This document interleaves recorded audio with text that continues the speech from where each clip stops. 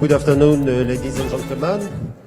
I am Jean-Yves Le Gall. I am president of CNES, the French Space Agency, and the president-elect of the International Astronautical Federation. And it is my pleasure to welcome you here at the 67th International Astronautical Congress. Elon Musk is founder, CEO, and lead designer of SpaceX. Elon founded SpaceX in 2002 with the goal of revolutionizing space technology and ultimately enabling humans to become a multiplanetary species, and that the plan is going to lay out for us today. SpaceX has had a number of firsts, including as the first private company to deliver cargo to and from the International Space Station, and the first entity to land an orbital class booster back on land and on ships out at sea.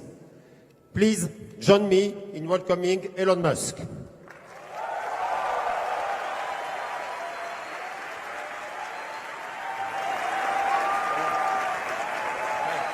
you. Thanks for having me.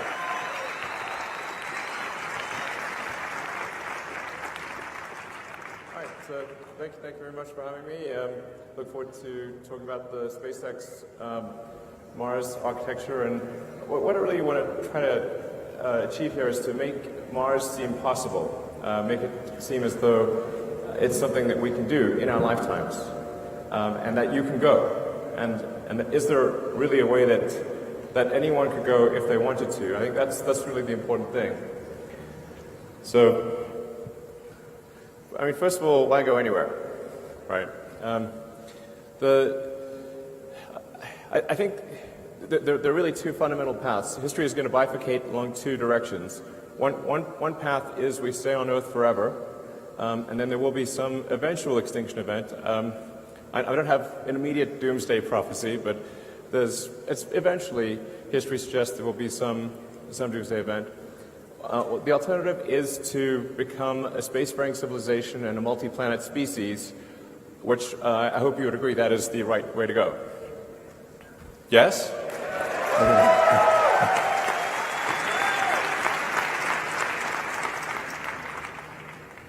That's what we want. Yeah.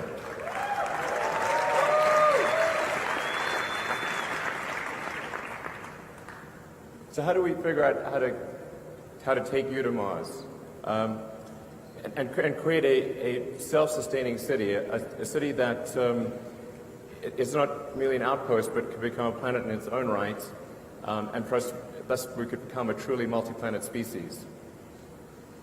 Sometimes people wonder, well, what about other places in the solar system? Why Mars? Just to sort of put things into perspective, this is an actual scale of what the solar system looks like. So we're currently in the third little rock from the left. That's Earth. Yeah, exactly. And our goal is to go to the fourth rock on the left. That's Mars. But you can get a sense for the real scale of the solar system, how big the Sun is, and Jupiter, Neptune, Saturn, Uranus, and then the little guys on the right are Pluto and friends. This sort of helps see it not quite to scale, but it gives you a better sense for where things are.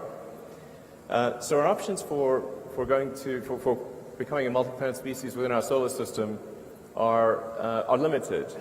We have, in terms of nearby options, we've got Venus, but Venus is a super high pressure hot acid bath. So that would be a tricky one. Venus is not at all like the goddess. This is not in no way similar to the actual goddess. So it's really difficult to make things work on Venus. Mercury is also way too close to the Sun. We could go potentially on one of the moons of Jupiter or Saturn, but those are quite far out, much further from the Sun, a lot harder to get to. It really leaves us with one option if we want to become a multi-planet civilization, and that's Mars. We could conceivably go to our moon, and I certainly have nothing against going to the moon, but I think it's challenging to create a become multiplanetary on the moon because it's much smaller than a planet. It doesn't have any atmosphere. It's not as resource-rich as Mars. It's got a 28-day day, whereas the Mars day is 24.5 hours. And in general, Mars is far better suited to ultimately scale up to be a self-sustaining civilization. So just to give some comparison between the two planets, that they're remarkably close in a lot of ways. In fact, we now believe that early Mars was a lot like Earth. And in fact, if we could warm Mars up, we would once again have a thick atmosphere and liquid oceans. So, but where things are right now, Mars is about half again as far from the sun as Earth. So still decent sunlight. It's a little cold, but we can warm it up. It has a very helpful atmosphere, which in the case of Mars being primarily CO2 with some nitrogen and argon and a few other trace elements, means that we can grow plants on Mars just by compressing the atmosphere.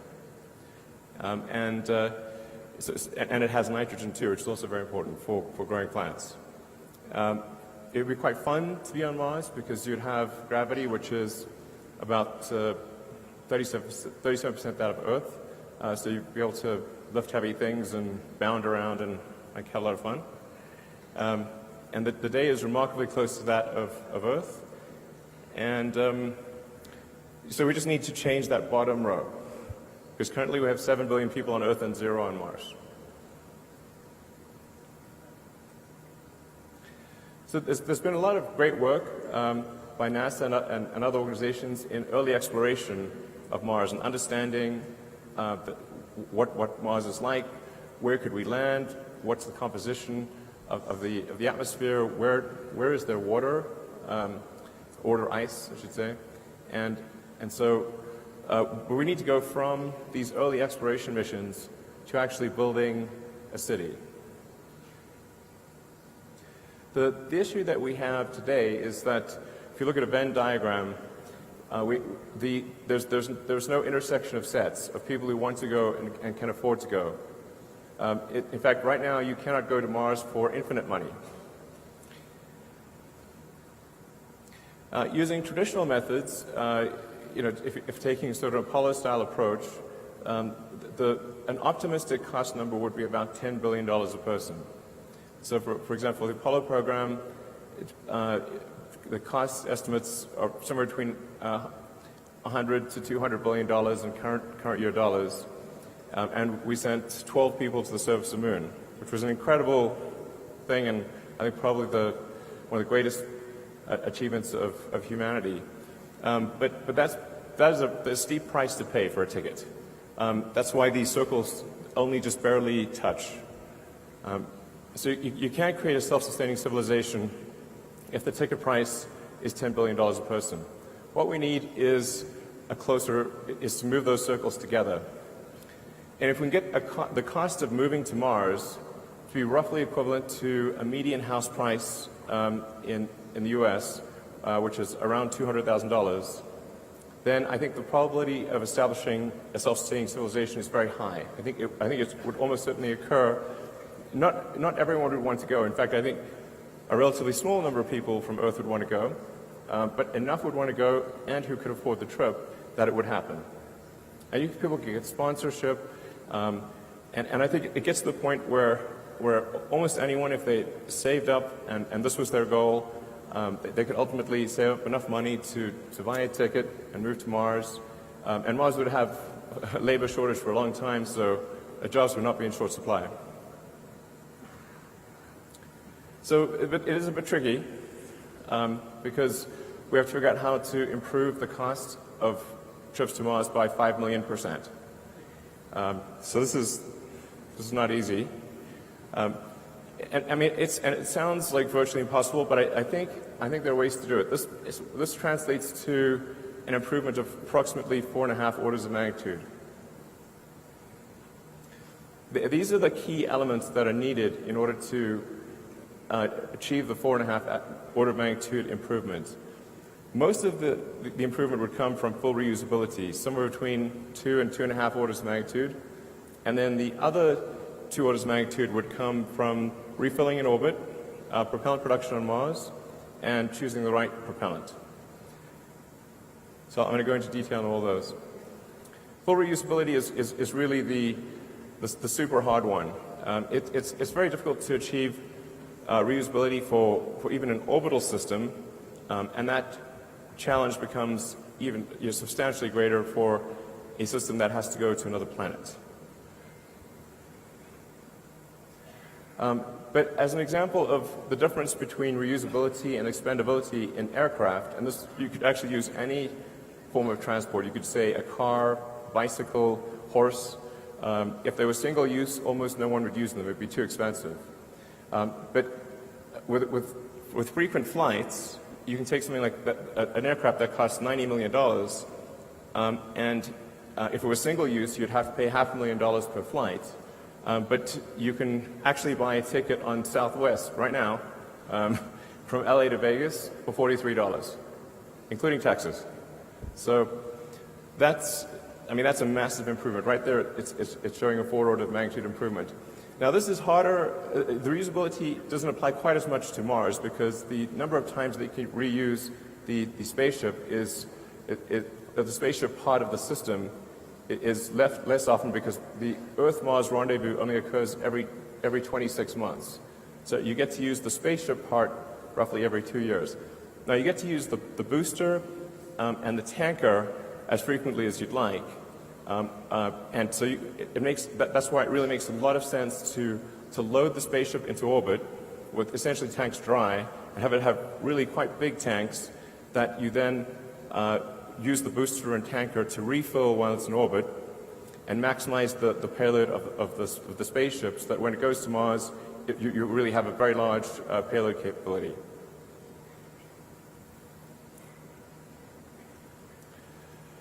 So, as I said, refilling in orbit is one of the essential elements of this. Without refilling in orbit, you would have a half order of magnitude impact roughly on the cost. By half order of magnitude, I think the audience mostly knows, but what that means is each order of magnitude is a factor of 10. So not refilling in orbit would mean a 500% roughly increase in the cost per ticket. It also allows us to build a smaller vehicle and lower the development cost, although this vehicle is quite big, but it would be much harder to build something that's 5 to 10 times the size. It also reduces the sensitivity of performance characteristics of the booster, rocket, and tanker. So if there's a shortfall in the performance of any of the elements, you can actually make up for it by having 1 or 2 extra refilling trips to the spaceship. So it's very important for reducing the susceptibility of the system to a performance shortfall. And then producing propellant on Mars is actually also very obviously important. Again, if we didn't do this, it would have at least a half order of magnitude increase in the cost of a trip, so a 500% increase in the cost of the trip. And it would be pretty absurd to try to build a city on Mars if your spaceships just kept staying on Mars and not going back to Earth. You have this like massive graveyard of ships. You have to like do something with them. So it really wouldn't make sense to leave your spaceships on Mars. You really want to build a propellant plant on Mars and send the ships back. So, and Mars happens to work out well for that because it has a CO2 atmosphere, it's got water ice in the soil, and with H2O and CO2 you can produce CH4, methane, and oxygen O2. So picking the right propellant is also important. Think of this as maybe there's 3 main choices, and they have their merits, but kerosene or rocket propellant grade kerosene, which is also what jets use. Rockets use a very expensive form, a highly refined form of jet fuel, essentially, which is a form of kerosene. It helps keep the vehicle size small, but because it's a very specialized form of jet fuel, it's quite expensive. The reusability potential is lower. Very difficult to make this on Mars because there's no oil. So really quite difficult to make the propellant on Mars. And then propellant transfer is pretty good, but not great. Hydrogen, although it has a high specific impulse, is very expensive, incredibly difficult to keep from boiling off because liquid hydrogen is very close to absolute zero as a liquid. So the insulation required is tremendous, and the cost of the energy cost on Mars of producing and storing hydrogen is very high. So when we looked at the overall system optimization, it was clear to us that methane actually was the clear winner. It would require maybe anywhere from 50 to 60% of the energy on Mars to refill propellant using the propellant depot, and just the technical challenges are a lot easier. So we think methane is actually better on just really almost across the board. And we started off initially thinking that hydrogen would make sense, but ultimately came to the conclusion that the best way to optimize the cost per unit mass to Mars and back is to use an all-methane system, or technically deep cryomethalogs. So those are the four elements that need to be achieved. Whatever system is designed, whether by SpaceX or anyone, we think these are the four features that need to be addressed in order for the system to really achieve a low cost per ton to the surface of Mars. And this is a simulation of the overall system.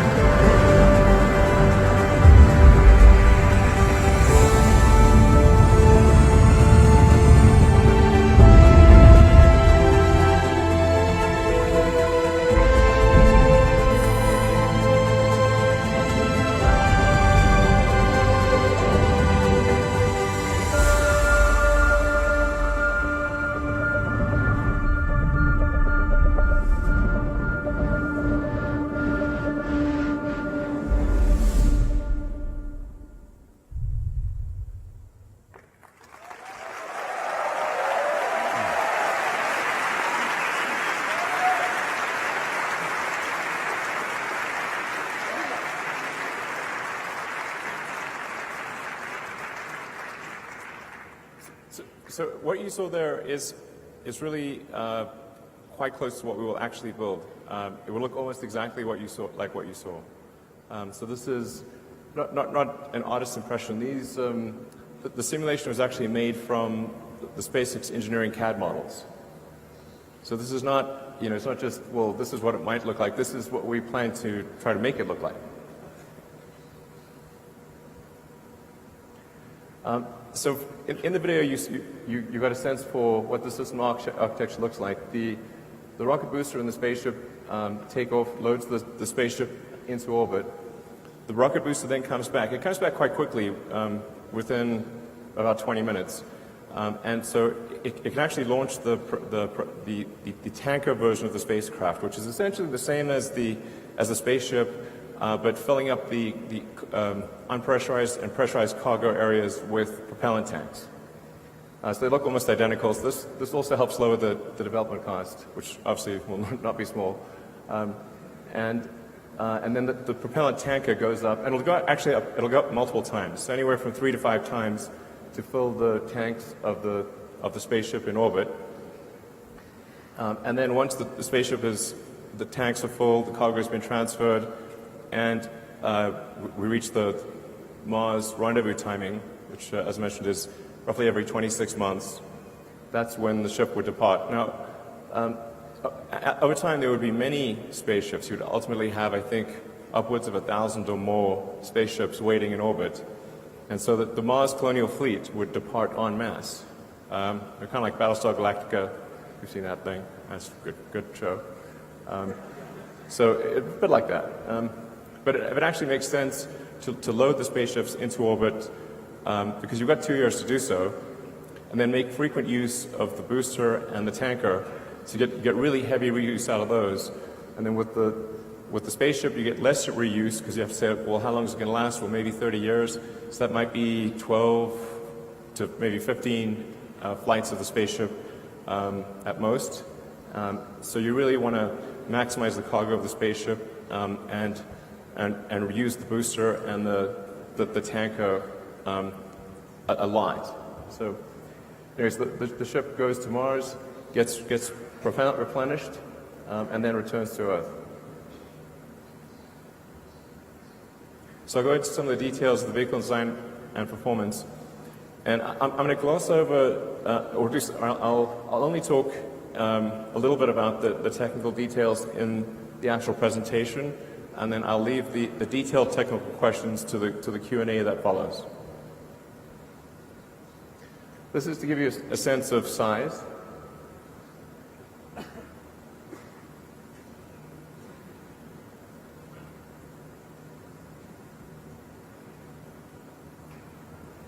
It's quite big. And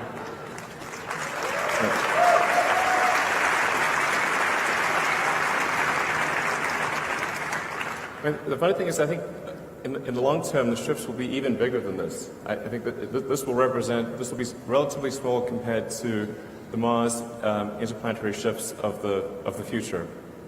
But it kind of needs to be about this size because if in order to fit 100 people or thereabouts in the pressurized section, plus carry the luggage and all of the unpressurized cargo to build propellant plants and build everything from iron foundries to pizza joints to you name it. We need to carry a lot of cargo. So it really needs to be roughly on this order of magnitude. Because if we say like say a minimum threshold for self-sustaining city on Mars or civilization would be 1 million people. Well, and you can only go every 2 years.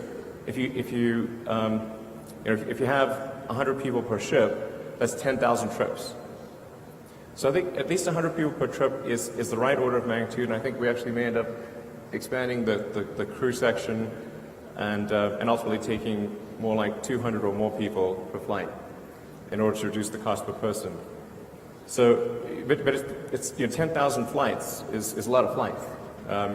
So you really want ultimately, I think, on the order of 1,000 ships. It will take a while to build up to 1,000 ships, and so I think if you say when would we reach that million person threshold, from the point at which the first ship goes to Mars, it's probably somewhere between 20 to 50 total Mars rendezvous. So it's probably somewhere between maybe 40 to 100 years to achieve a fully self-sustaining civilization on Mars. So that's the sort of a cross-section of the ship. And in some ways it's not that complicated, really. It's made primarily of an advanced carbon fiber. The carbon fiber part is tricky when dealing with deep cryogens and trying to achieve both liquid and gas impermeability and not have gaps occur due to cracking or pressurization that would make the carbon fiber leaky. So this is a fairly significant technical challenge to make deeply cryogenic tanks out of carbon fiber. And it's only recently that we think that the carbon fiber technology has gotten to the point where we can actually do this without having to create a liner on the some sort of metal liner or other liner on the inside of the tanks, which would add mass and complexity.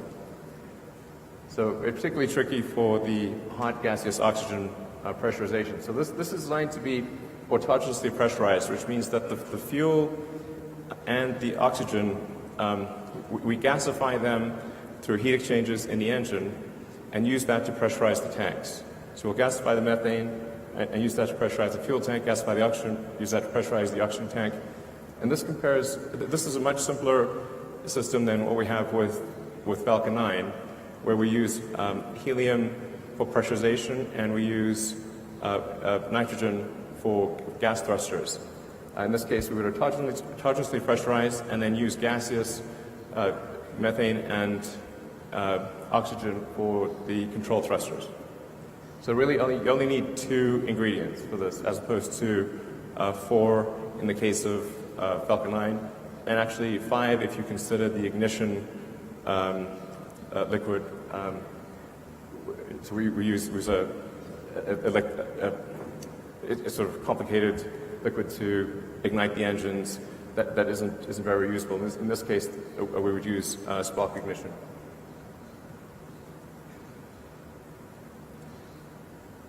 So this gives you a sense of vehicles by performance, sort of current and historic. If you can actually read that, but in expandable mode, the vehicle approach that we're proposing would do about 550 tons and about 300 tons in reusable mode. That compares to Saturn's V max capability of 135 tons. But I think this really gives a better sense for things. The white bars show the performance of the vehicle, like in other words, the payload to orbit of the vehicle. So you can see essentially what it represents is what's the size efficiency of the vehicle. And most rockets, including ours that are currently flying, the performance bar is only a small percentage of the actual size of the rocket.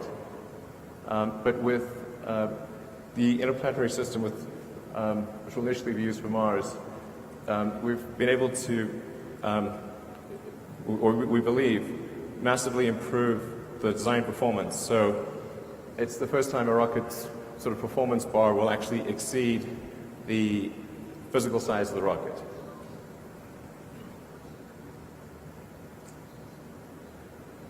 This gives you a more direct sort of comparison. This is the thrust level is quite enormous. We're talking about a liftoff thrust of 13,000 tons. So it'll be quite tectonic when it takes off.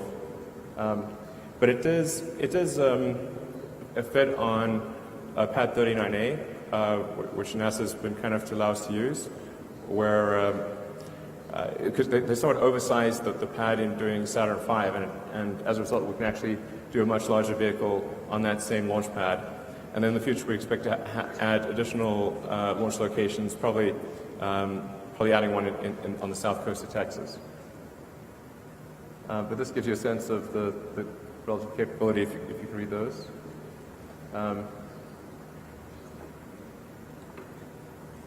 But yeah, these vehicles have very different purposes. This is really intended to carry huge numbers of people, ultimately millions of tons of cargo to Mars. So you really need something quite large in order to do that. So to talk about some of the key elements of the interplanetary spaceship and rocket booster, we decided to start off the development with what we think are probably the two most difficult elements of the design. One is the Raptor engine,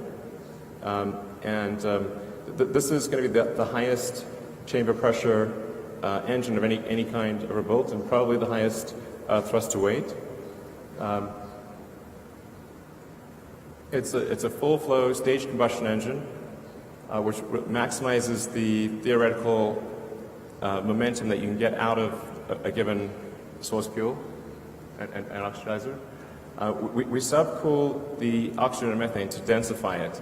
So compared to when propellants are normally used, they're used close to their boiling point in most rockets. In our case, we actually load the propellants close to their freezing point, and that can result in a density improvement of up to around 10 to 12%, which makes an enormous difference in the actual results of the rocket.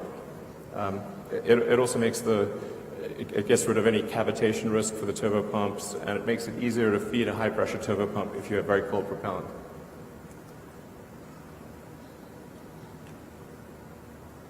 Really, one of the keys here, though, is the vacuum version of Raptor having a 382-second ISP. This is really quite critical to the whole Mars mission, and we're confident we can get to that number, or at least within a few seconds of that number, ultimately maybe exceeding it slightly.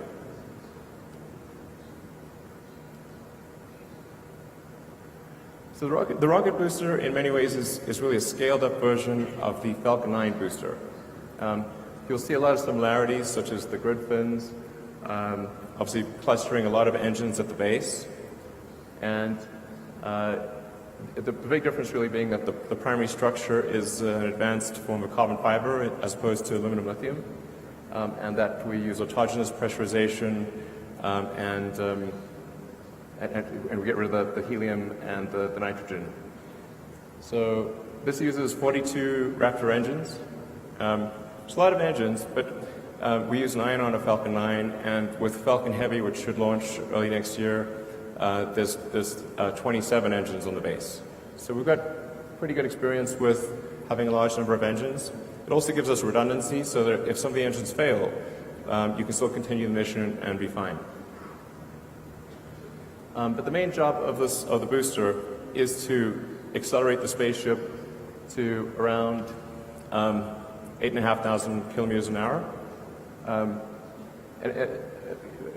For those that are less familiar with orbital dynamics, really it's all about velocity and not about height. So really that's the job of the booster. The booster is like the javelin thrower. So it's got to toss that javelin, which is the spaceship. In the case of other planets, though, which have a gravity well which is not as deep, so Mars, the moons of Jupiter, conceivably one day maybe even Venus. Venus will be a little trickier, but for most of the solar system, you only need the spaceship. So you don't need the booster if you have a lower gravity well. So no booster is needed on the Moon or Mars or any of the moons of Jupiter or Pluto. You just need the spaceship. The booster is just there for heavy gravity wells.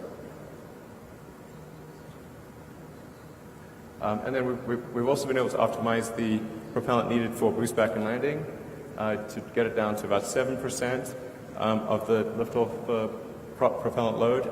We think with some optimization, maybe we can get it down to about 6%. And we've also are now getting quite comfortable with the accuracy of the landing. If you've been watching the Falcon 9 landings, you'll see that they're getting increasingly closer to the bullseye. And we think, particularly with the addition of some thrusters, some maneuvering thrusters, we can actually put the booster right back on the launch stand. And then those fins at the base are essentially centering features to take out any minor position mismatch at the launch site.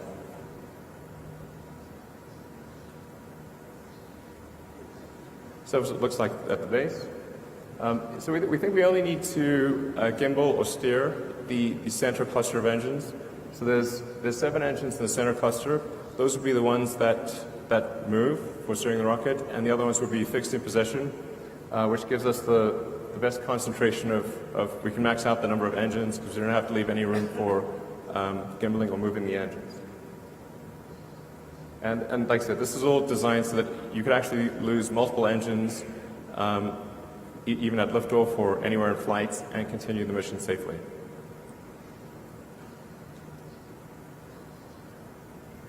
So for the spaceship itself, in the top we have the pressurized compartment. I'll show you a fly-through of that in a moment. Then beneath that is where we'd have the unpressurized cargo, which would be really flat packed in a very dense format. And then below that is the liquid oxygen tank. The liquid oxygen tank is probably the hardest piece of this whole vehicle because it's got to handle propellant at the coldest level. And the tanks themselves actually form the airframe. So the airframe structure and the tank structure are combined, as it is in all modern rockets. And in aircraft, for example, the wing is really a fuel tank in wing shape. So that it has to take the thrust loads of ascent, the loads of reentry, and then it has to be impermeable to gaseous oxygen, which is tricky, and non-reactive to gaseous oxygen. So that's the hardest piece of the spaceship itself, which is actually why we started on that element as well, and I'll show you some pictures of that later. So, and then below the oxygen tank is the fuel tank, and then the engines are mounted directly to the thrust cone on the base. And then there are 6 of the high efficiency vacuum engines around the perimeter, and those don't gimbal. And then there are 3 of the sea-level versions of the engine which do gimbal and provide the steering. Although we can do some amount of steering if you're in space with differential thrust on the outside engines. The net effect is a cargo to Mars of up to 450 tons, depending upon how many refills you do with the tanker. And the goal is at least 100 passengers per ship, although I think ultimately we'll probably see that number grow to 200 or more. This chart's a little difficult to interpret at first, but we decided to put it there for people who want to watch the video afterwards and sort of take a closer look and analyze some of the numbers. The column on the left is probably what's most relevant, and that gives you the trip time. So depending upon which Earth-Mars rendezvous you're aiming for, the trip time at 6 kilometers per second, departure velocity can be as low as 80 days. And then over time, I think we'd obviously improve that. Ultimately, I suspect that you'd see Mars transit times of as little as 30 days in the more distant future. So it's fairly manageable considering the trips that people used to do in the old days that routinely take sailing voyages that would be 6 months or more.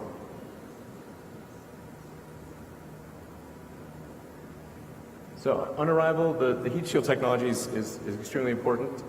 We've been refining the heat shield technology using our Dragon spacecraft, and we're now on version 3 of Pika, which is phenolic impregnated carbon ablator, and it's getting more and more robust with each new version, with less ablation, more resistance, less need for refurbishment. The heat shield is basically a giant brake pad. So it's like how good can you make that brake pad against extreme reentry conditions and minimize the cost of refurbishment and make it so that you could have many flights with no refurbishment at all.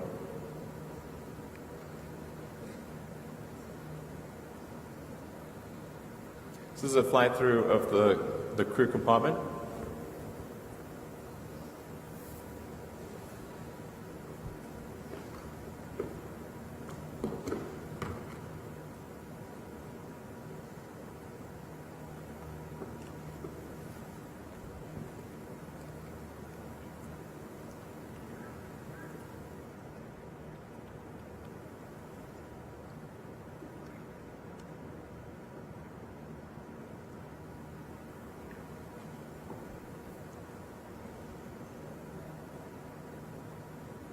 just want to give you a sense of what it would feel like to actually be in the spaceship. I mean, in order to make it appealing and increase that portion of the Venn diagram of people who actually want to go, it's got to be really fun and exciting, and it can't feel cramped or boring. So the crew compartment or the occupant compartment is set up so that you can do zero-G games, you can float around.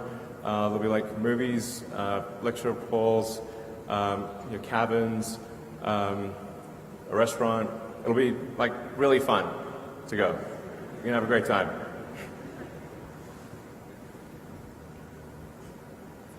So about the propellant plant on Mars. Again, this is one of those slides that I won't go into in detail here, but people can think about offline. The key point being that the ingredients are there on Mars to create a propellant plant with relative ease. Because the atmosphere is primarily CO2, and there's water ice almost everywhere, you've got the CO2 plus H2O to make methane CH4 and oxygen O2 using the Sabatier reaction. The trickiest thing really is the energy source, which we think we can do with a large field of solar panels. So then to give you a sense of the cost, really the key is making this affordable to almost anyone who wants to go. And we think based on this architecture, assuming optimization over time, like the very first flights would be fairly expensive, but the architecture allows for a cost per ticket of less than $200,000.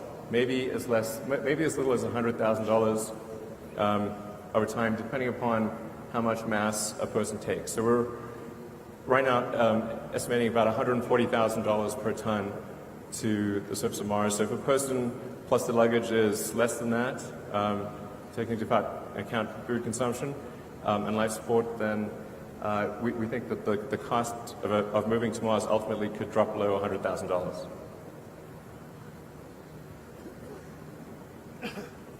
So funding, we thought about funding sources, and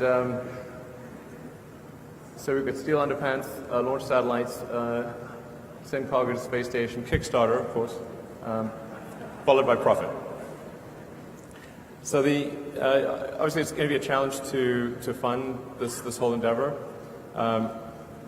We do expect to generate pretty decent net cash flow from launching lots of satellites and servicing the space station for NASA, transferring cargo to and from the space station, and then I know that there's a lot of people in the private sector who are interested in helping fund a base on Mars, and then perhaps there will be interest on the government sector side to also do that.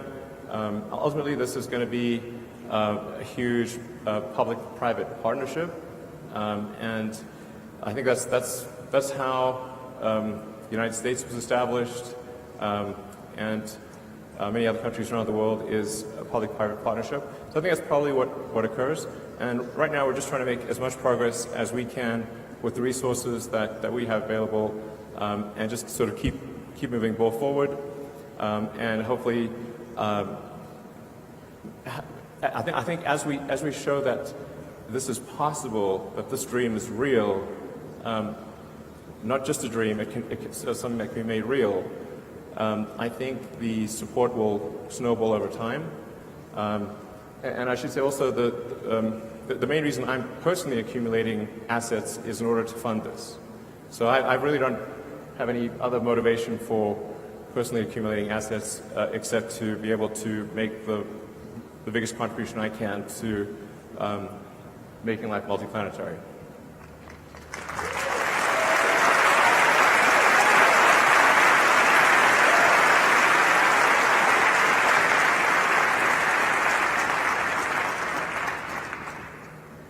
Timelines. Not the best at this sort of thing. But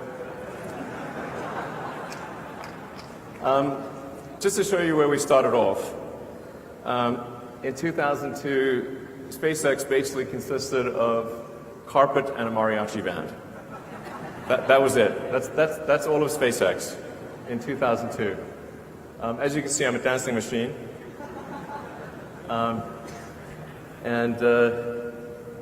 Yeah, I believe in kicking off celebratory events with mariachi bands. I really like mariachi bands. But that was what we started off with in 2002.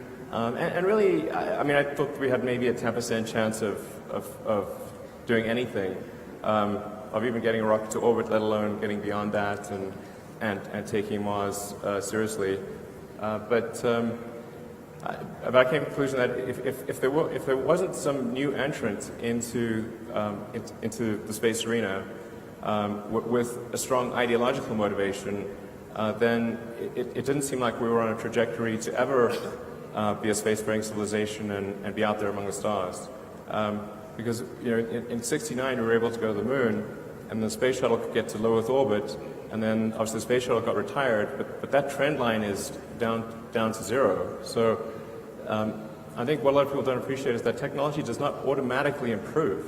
It only improves if a lot of really strong engineering talent is applied to the problem that it improves. And there are many examples in history where civilizations have reached a certain technology level and then have fallen well below that, and then recovered only millennia later. So we go from 2002, where we're clueless, and then developed with Falcon 1 the smallest useful orbital rocket that we could think of, which would deliver half a ton to orbit. And then 4 years later, we developed and built the first vehicle. So we developed the main engine, the upper stage engine, the airframes, the fairing, and the launch system, and had our first attempt at launch in 2006, which failed. So that lasted about 60 seconds, unfortunately. But 2006, 4 years after starting, is also when we actually got our first NASA contract. And I just want to say I'm incredibly grateful to NASA for supporting SpaceX, despite the fact that our rocket crashed. It was awesome. I'm NASA's biggest fan. So thank you very much to the people that had the faith to do that. Thank you.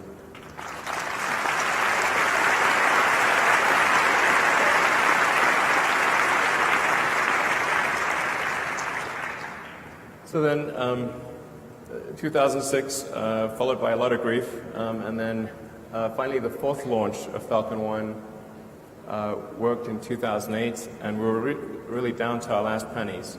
In fact, I only thought I had enough money for 3 launches, and the first 3 bloody failed, and we were able to scrape together enough to just barely make it and do a fourth launch, and that thank goodness that fourth launch succeeded in 2008. That was a lot of pain. And then also at the end of 2008 is when NASA awarded us the first major operational contract, which was for resupplying cargo to the space station and bringing cargo back. Then a couple of years later, we did the first launch of Falcon 9, version 1, and that had about a 10-ton to orbit capability, so it was about 20 times the capability of Falcon 1. And also was assigned to carry our Dragon spacecraft. Then 2010 is our first mission to the space station, so we were able to finish development of Dragon and dock with the space station in 2010. 2010 is expendable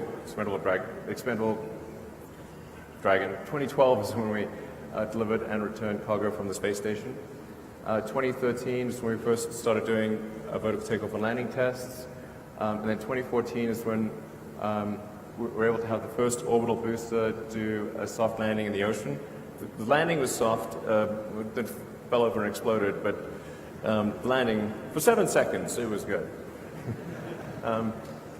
And we also improved the capability of the vehicle from 10 tons to about 13 tons to LEO.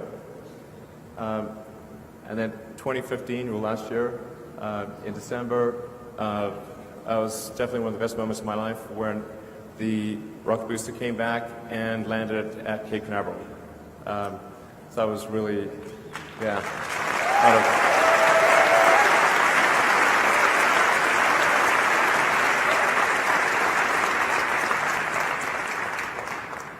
So I think that really showed that we could bring an orbit-class booster back from a very high velocity all the way to the launch site and land it safely and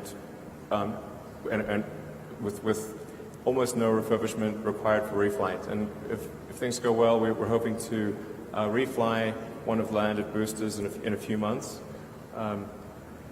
So yeah, and then 2016 we also demonstrated landing on a ship. The landing on the ship is important for the very high velocity geosynchronous missions, and that's important for usability of Falcon 9 because about roughly a quarter of our missions are sort of servicing the space station, and then there's a few other low Earth orbit missions, but most of our missions, probably 60% of our missions are commercial geo missions.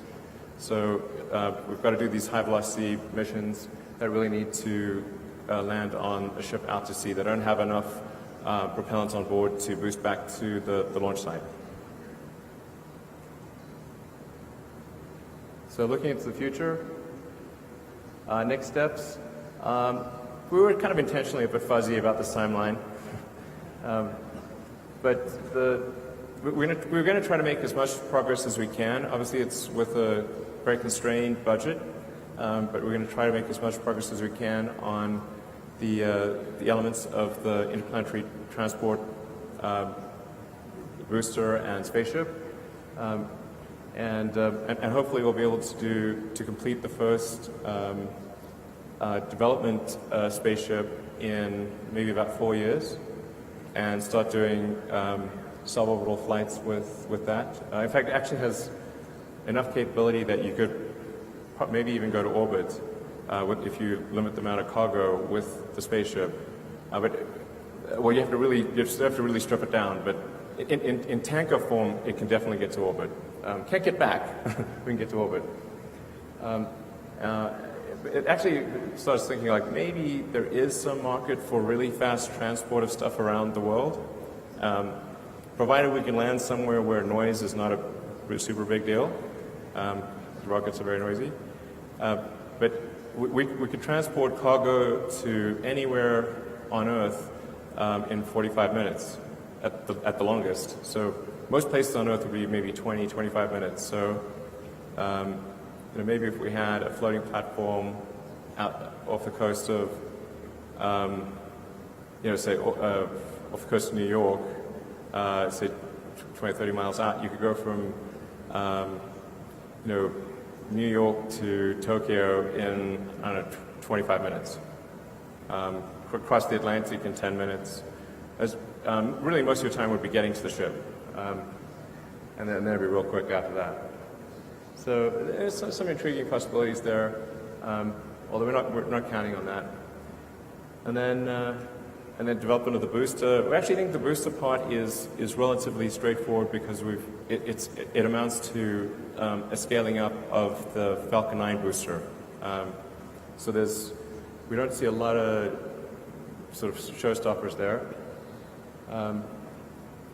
But then trying to put it all together and make this actually work for Mars. If things go super well, it might be kind of in the 10-year time frame.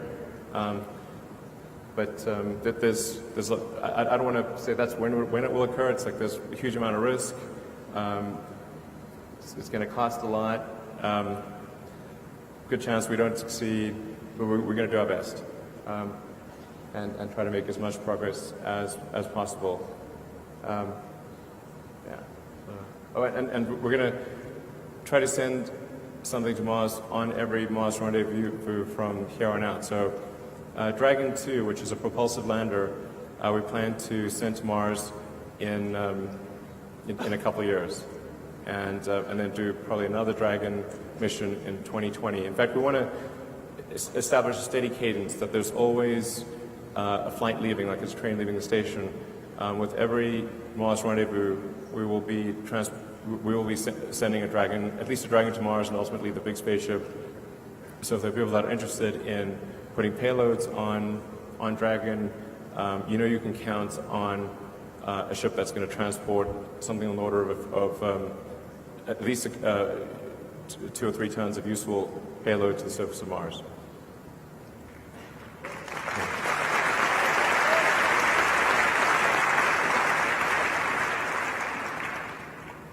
Yeah, so that's part of the reason why we designed Dragon 2 to be a propulsive lander. Is as a propulsive lander, you can go anywhere in the solar system. So you could go to the moon, you could go to, well, anywhere really.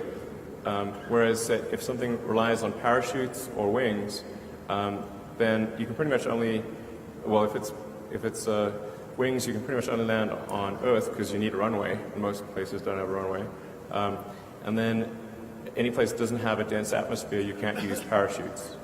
But propulsive works anywhere. So Dragon should be capable of landing on any solid or liquid surface in the solar system.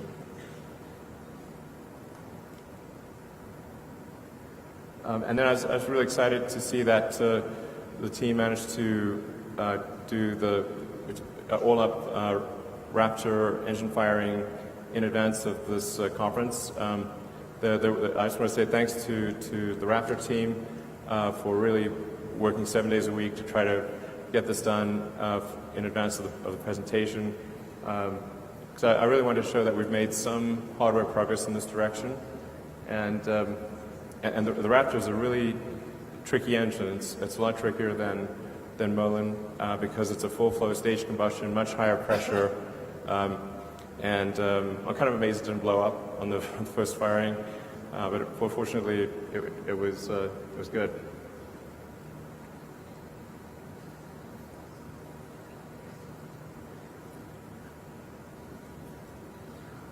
It's kind of interesting to see the Mach diamonds forming.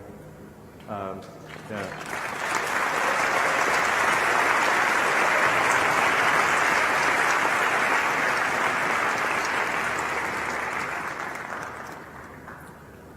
So part of the reason for making the engine sort of small, like Raptor, although it has 3 times the thrust of a Merlin, is actually only about the same size as a Merlin engine because it has 3 times the operating pressure.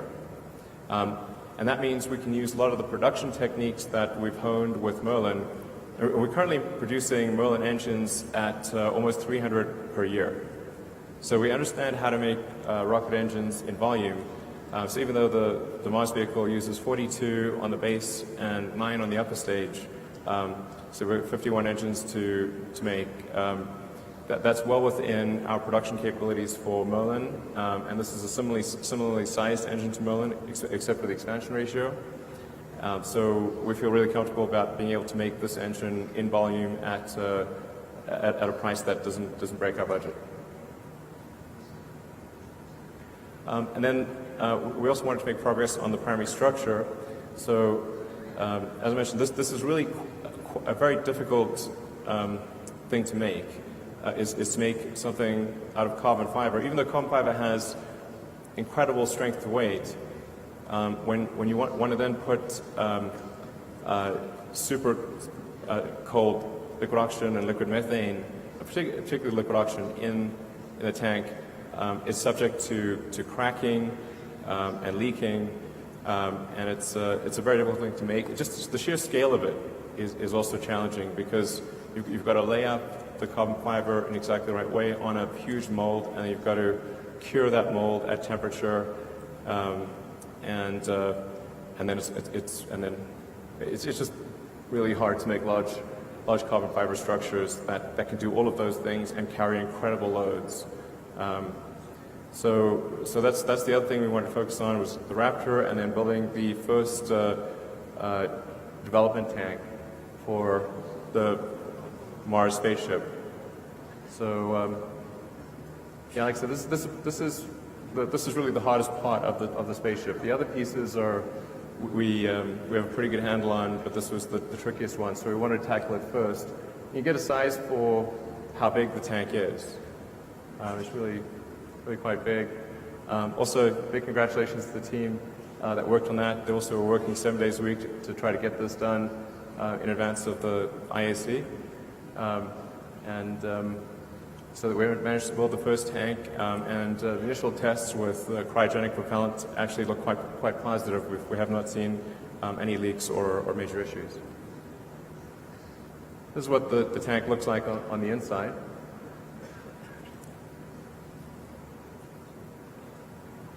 So you can get a real sense for just how big this tank is. It's actually completely smooth on the inside, but the way that the carbon fiber plies lay up and reflect the light makes it look faceted. So then what about beyond Mars? So as we thought about the system, the reason we call it a system, because generally I don't like calling things systems because everything's a system, including your dog, is that it's actually more than a vehicle. There's obviously the rocket booster, the spaceship, the tanker, and the propellant plant, the in situ propellant production. If you have all of those four elements, you can actually go anywhere in the solar system by planet hopping or moon hopping. So by establishing a propellant depot in the asteroid belt or on one of the moons of Jupiter, you can make flights from Mars to Jupiter, no problem. In fact, even without a propellant depot at Mars, you can do a flyby of Jupiter without a propellant depot. But by establishing a propellant depot, let's say Enceladus or Europa or any of there's a few options, and then doing another one on Titan, Saturn's moon, and then perhaps another one further out on Pluto or elsewhere in the solar system. This system really gives you freedom to go anywhere you want in the greater solar system. So you can actually travel out to the Kuiper Belt, to the Oort cloud. I wouldn't recommend this for interstellar journeys, but this basic system, provided we have filling stations along the way, means full access to the entire greater solar system.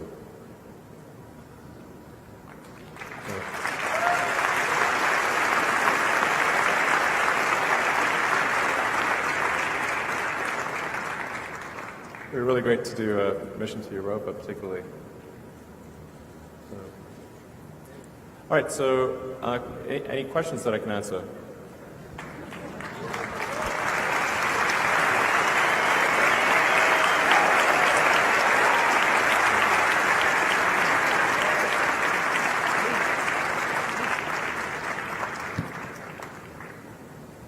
Hello.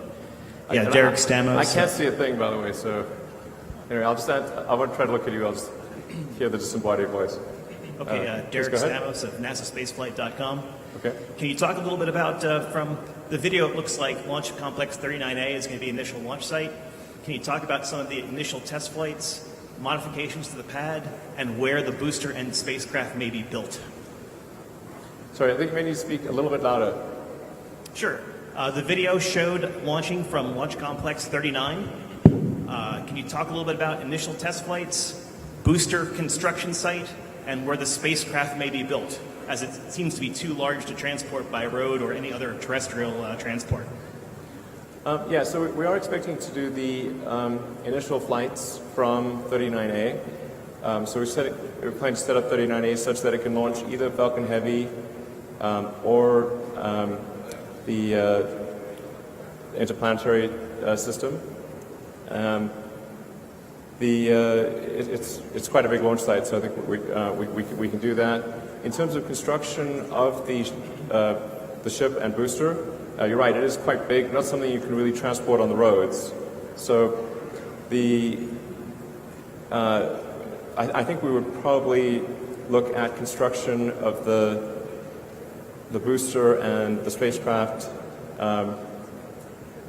at some of the Gulf states. We're actually looking at Mashoud, Louisiana, as one of the possibilities.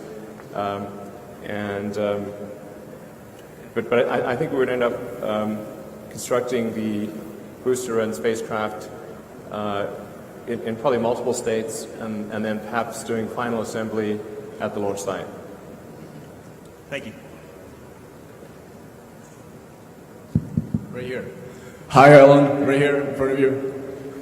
I'll jump. Okay, great. It's very nice to meet you. My name is Aldo. And 3 weeks ago, I was at Burning Man in the Nevada desert. Great. And it felt like I was in Mars. It was a dusty storm, and it was really cold at night, and there was no water.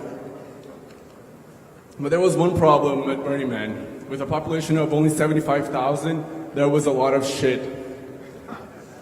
And there was no water to take it into the rivers, which is kind of what we do today in our current sanitation system. So I was like, is this what Mars is going to be like? Just a dusty, waterless shitstorm? So I was like, hey, Ellen, are you working on a sustainable sanitation? Are we going to have a toilet in Mars that doesn't use water? Today on Earth, there's 3 billion people that don't have a toilet. Guys, I actually have to say, we have to keep it no essays, only questions. All right, so are you working on a toilet for Mars? Yeah. I think Mars actually has a huge amount of water and water ice, so I don't think we'll really suffer a water shortage on Mars. The main thing about Mars is actually going to be energy. If you have energy, there's plenty of water because there's massive amounts of ice. So it's really just about getting huge numbers of solar panels out there and potentially doing geothermal energy. And ultimately, I think assuming the public is receptive, there might be nuclear. I think certainly if you'd build nuclear on Mars, as to whether you transport nuclear to Mars would be kind of up to the public to decide. All right, next question. I'm George Lordos from MIT SDM and MIT GSLI.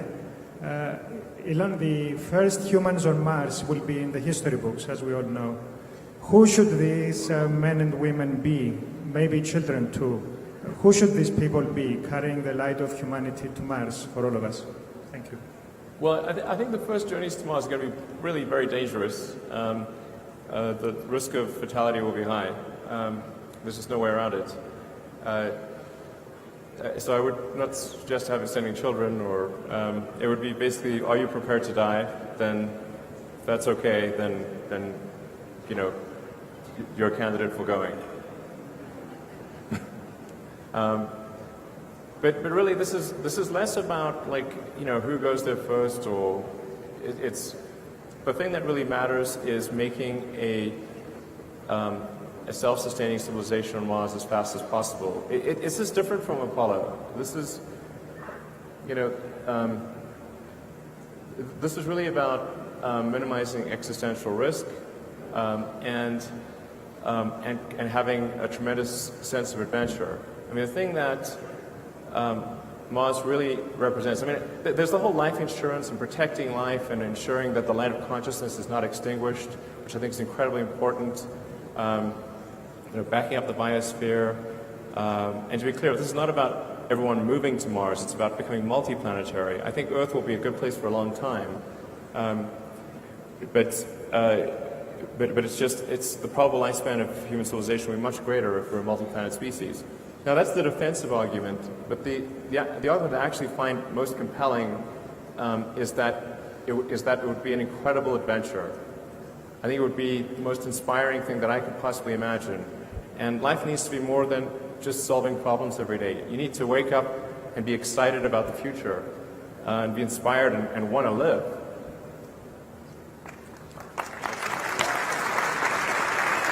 Thank you. Thank you very much. Hey, Elon, Dick Rocket, New Space Global, you're the best. Everybody get up for Elon, please. This guy inspires the shit out of us. Come on. I've got a gift for you. It's a comic book called The Future of Fusion. It's about the first man on Mars. Okay. Looks like you. I can't get past El Chapo's militia, though. So I don't know, should I just throw this onto the stage? Sorry? My question is, can I give you this gift? Sure, if yeah. It's the future of fusion. Thank you, sir. All right, thank you. Hi, Elon. Lauren Grush from The Verge.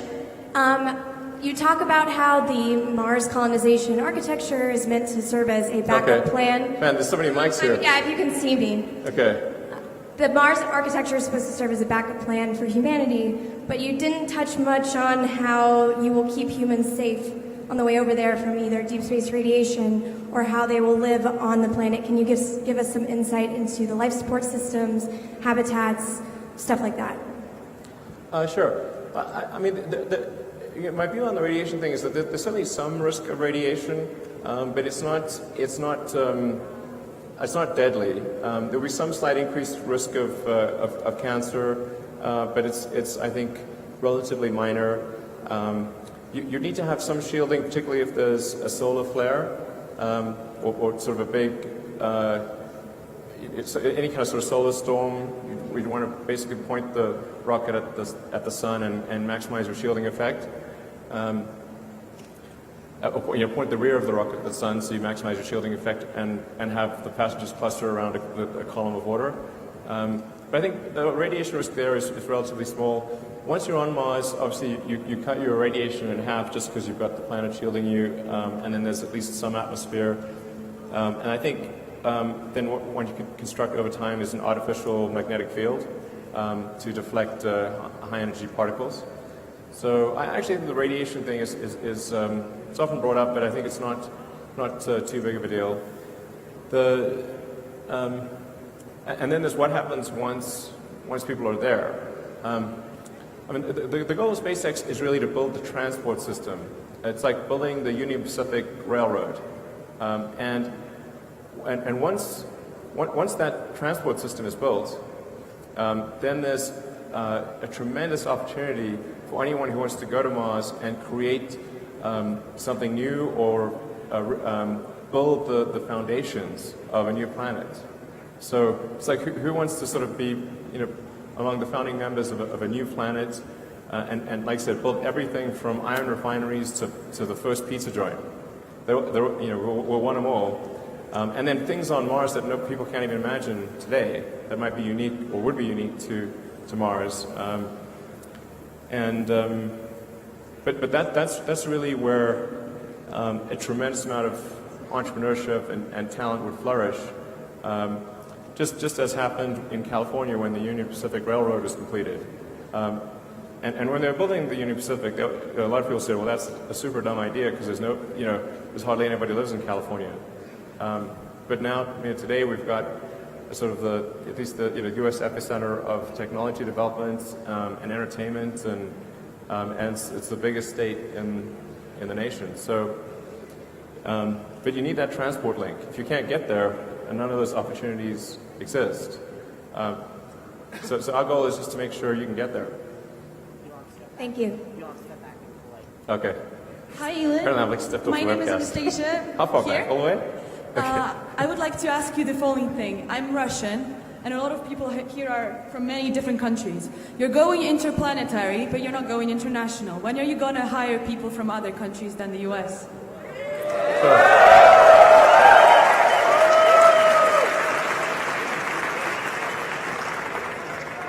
Yeah, so I think people are a bit confused about this. Unfortunately, this is not up to us. So the U.S. government regulations, they make getting a job in the U.S. hard as it is, just getting a job visa hard as it is. But if you're working on rocket technology, that's considered an advanced weapons technology. So even a normal work visa isn't sufficient unless you get a special permission from the Secretary of Defense or the Secretary of State. So I want to be clear, this is not out of some desire of SpaceX to just hire people with green cards. It's because we're not allowed to do anything else. And I think this is not a wise thing this is not a wise policy for the U.S. because there's so many talented people all around the world that we would love to have work at our company, but unless unless they can somehow get a green card, we can't. We're just we're legally prevented from hiring anyone. But for example, this is not the case at Tesla. At Tesla, we're about a quarter of our engineering team is from outside the U.S. and maybe even 30%, because we don't have the ITAR restriction. So I really wish we could do more. It's just our hands are tied. Thank you. Cool. Hey, Elon. So, can't wait for the SpaceX Improbability Drive. Looking forward to that. But you often talk about wanting to inspire the masses and kind of push technology forward for conquest. And I'm developing a series with Funny or Die, which is like the top online comedy site found by Will Ferrell. And it's about Quick questions, not essays. Yeah, quick question. So it's about you sending someone to Mars, but kind of like that first monkey that got shot into space. They're never coming back. It's going to be a one-way trip. So Not necessarily. Well, maybe. So you mathematically determine the world's most expendable human being to make the journey, and that's Michael Cera. So wanted to see if this is like a project that you might have any interest in supporting. Funny or Die just drove 31 million views to a like Hillary Clinton, Zach Galifianakis video a few days ago. Want to see if you might be able to talk about it after. I think it's pretty important to give people the option of returning. Like the number of people who will be willing to move to Mars is much greater if they know that they have the option of returning, even if they never actually return. I mean, most of the people that went to the original English colonies in North America, they never returned to Europe even once. But some did, and just knowing that if you don't like it there, you can come back, I think makes a big difference in people's willingness to go there in the first place.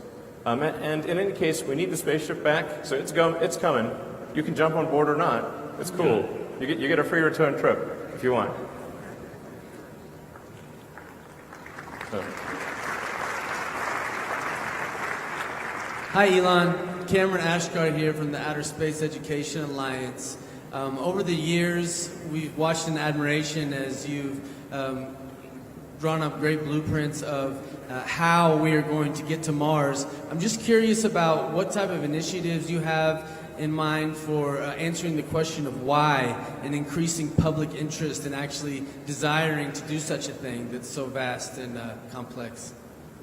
No, exactly. That's why I started off the talk by saying what really matters is the intersection of sets of people that want to go and can afford to go. So that anything that can be done to increase the desire of people to go, I think is a good thing. And there's been a lot of Mars shows, Mars movies, and there's some TV shows that I know that are getting written, and you really want to create the dream of Mars in people's minds and have it be like, it's the new frontier, and make it as exciting and fun and desirable as possible. So I think this is where the entertainment industry can play a huge role in just imagine, putting that dream in people's heads, showing them what it can be like, and I think this is really something that appeals to anybody with an exploratory spirit.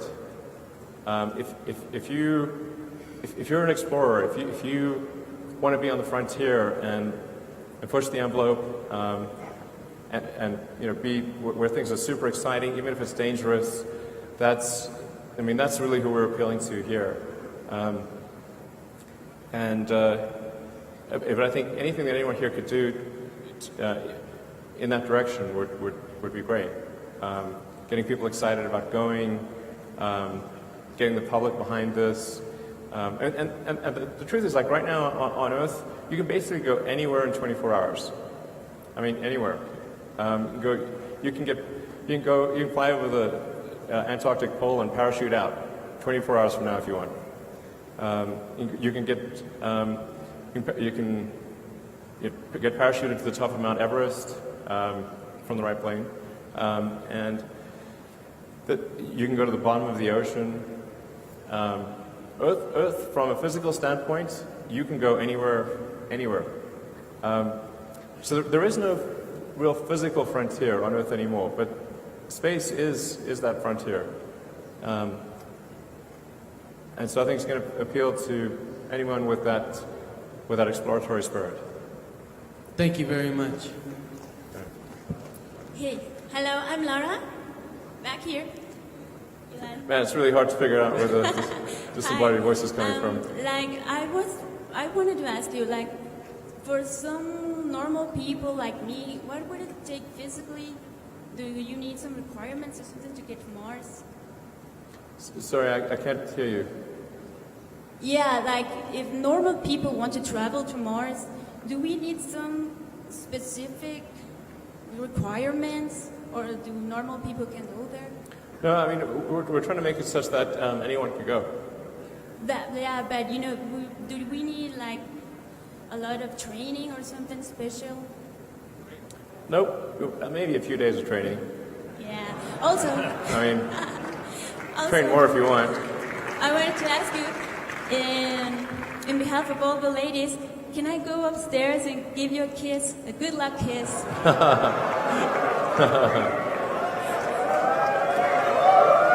Sounds great. I don't have him here, but thank you. Appreciate the thought. Hi, Jeff House, Space News, over on your right. Question on resources. How much resources are you putting into this development right now in terms of funding, employees, and so on? And how do you expect that to change as the development of the booster and spaceship ramp up? Well, right now the resources that are being put into the interplanetary transport system are pretty low. I mean, certainly well under 5% of the company. And maybe we're spending a few tens of millions of dollars on it right now. So it's relatively small. But then as we finish development of the sort of the final version of Falcon 9, which should be sometime next year, and Dragon 2, and get the reusability of the boost stage and reusability of Dragon 2 sorted out, then we'll gradually apply more and more resources to the interplanetary system. And so hopefully over time we'll be able to have most of our engineering team, well, we will, perhaps within a year and a half to 2 years, we should have most of SpaceX engineering working on the interplanetary system, and hopefully be able to spend maybe more on the order of a couple $100 million a year, maybe $300 million a year on the system.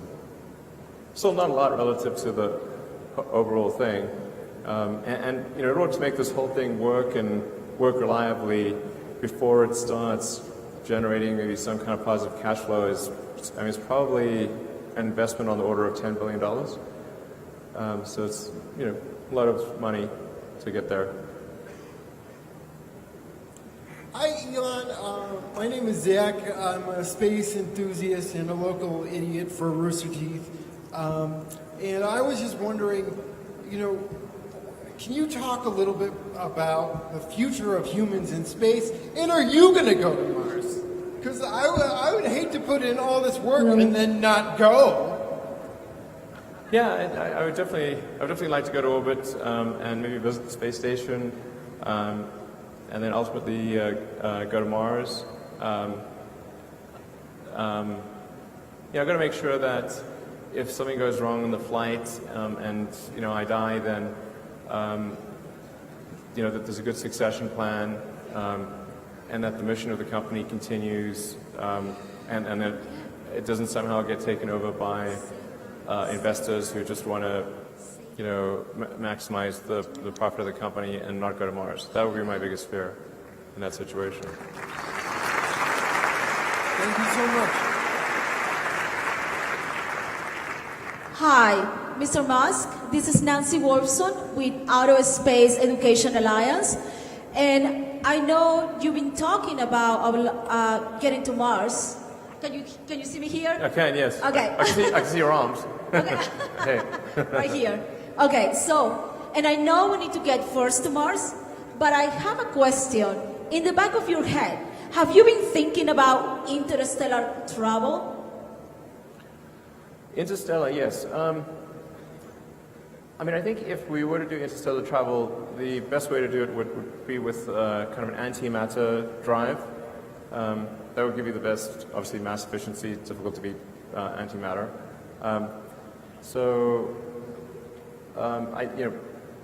But even in a best case scenario, that's really quite a long journey even to get to Proxima Centauri. I think the key thing is to establish a base on Mars. And as soon as there's a base on Mars, then there's a very powerful forcing function for improving space transport technology. I mean, right now there just isn't that forcing function, because all we do is very local stuff in Earth orbit. So as soon as we've got a base on Mars, we can see even a base on the Moon, but certainly a base on Mars, that creates a very powerful forcing function for making space technology better and better every year, and that's ultimately what will lead us to interstellar travel. I think trying to do interstellar travel right off the bat would be very tricky. Sort of like if you're developing aircraft, you really want to first do the Wright Flyer, and then maybe get to a DC-3, and then a 707, and then a 747. But trying to build the 747 right off the bat would be a tall order. So. Yeah, I agree, but you agree that it's something that we need to start talking about. Yeah, I think it's definitely worth talking about. I mean, I think the technical solution, like I said, is I think optimally antimatter. I see. Yeah. Yes. Okay, thank you for coming to the IIC 2016, by the way. Right. Thanks for having me. I was curious to know if you ever considered the idea of using a cycler and a semi-cycler to go to Mars on a routine basis, and if yes, why didn't you eventually go for it? Yeah, I think I don't know, when we do trying to figure out the best cost per unit mass to the surface of Mars, you could do a cycler, but our calculations at least show that it's just better to go directly there, and not have a cycler. The transit time actually matters quite a lot for reuse of the spaceship. So if you can reuse that spaceship very frequently, then your cost per ton to Mars drops a lot. So now we could be wrong about that, and it could turn out in the future that having a cycler is a good way to go. But I would consider that to be in the realm of potential future optimization, along with having a propellant depot on the Moon. That might make sense, but I would say put that in the category of future optimization. Thank you. Hello, Elon. Tim Dodd here, the Everyday Astronaut with Spaceflight Now.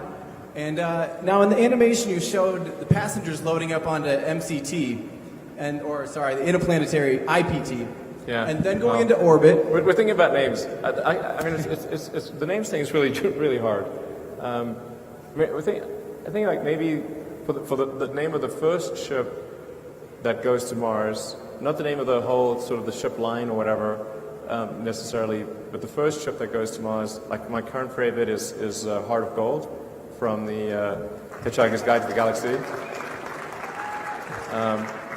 So I think probably we'll name the first ship that goes to Mars Heart of Gold, and I like the fact that it's driven by infinite improbability, because I think our ship is also extremely improbable. So I like the infinite improbability drive. The acronym is not the best. But you show it going into orbit with the 100 passengers and then refueling it 3 to 5 times and then doing your Mars injection. Right. Is this the plan, or is it to have a fully fueled, IPT or MCT or whatever, and then put passengers on board? Or can you tell me a little bit about that process? So it really kind of depends on how quickly we do the propellant replenishment. And how many missions are pure cargo versus have people on board. if we can do the refueling very quickly, then we can send people up there and maybe complete the refueling process in a few weeks. If we're loading spacecraft into orbit with crew compartments, say a year in advance, you wouldn't want people on board then. So what we would do is probably just launch just do a mission which all it does is transfer people. So it would wait until the spacecraft is fully fueled, then launch another spacecraft which docks and transfers people from the empty, one with tanks empty to one with tanks full. Yep, that makes sense. Thank you. All right. Hello, Elon. My name is Alfonso. I think what you presented today is just incredible. What I want to change a little bit topic. I have a startup to make electric public transport buses to convert them. Space questions only, sorry. Oh, sorry. The thing is, I just have my prototype outside. It would be awesome if you could go out and see it. It's a 30-ton electric bus. Yeah, great. Space questions, this is the IAC, so we're space questions only. Elon, my name is David Todd of Sarah Data Space Intelligence. Okay, well, and looks like we just have time for a few more questions, so maybe take 2 or 3 more questions, and then... Okay. My question is with respect to NASA and its own Mars plan. Do you think they should back your plan and use SLS for just the lunar missions instead? And also, do you intend to be the first man on Mars? I think it's good for there to be multiple paths to Mars. So, I wouldn't suggest anything, any attempt at interplanetary travel be cancelled. I think it's good to have multiple irons in the fire. And in fact, like a big part of me coming here today was to really try to encourage the international community to think about building architectures like this. I think it's actually much better for the world if there are multiple companies or organizations building interplanetary spacecraft. The more the better. Anything I think that improves the probability that the future is good, and multiple companies doing it, I think would be great. So I wanted to come and describe the architecture in the hopes that this would encourage companies and organizations around the world to perhaps do something like this, or maybe they've got a better architecture. That's why I wanted to do it at the IC, was to really encourage people to compete with SpaceX, or potentially team up, or just get the community in general to think about going to Mars and taking Mars seriously. But you could use more funding from NASA, of course. So, sorry, I can't hear you. You could use some more funding from NASA. And also, will you be the first man on Mars? I don't think so. Maybe, but I'm not really sure. I don't know. There's pros and cons to that, because, like I said, I would definitely need to have a very good succession plan, because the probability of death is quite high on the first mission. So, and I'd like to see my kids grow up and everything. So, some pros and cons there. Thank you. I'm sorry, we're out of time and have to make way for a new session, so this is going to be our last question. Sorry, yeah, we have to make room for a new session. Sorry, guys. Thank you for coming. Thank you for listening. All right. Will, the last question, please.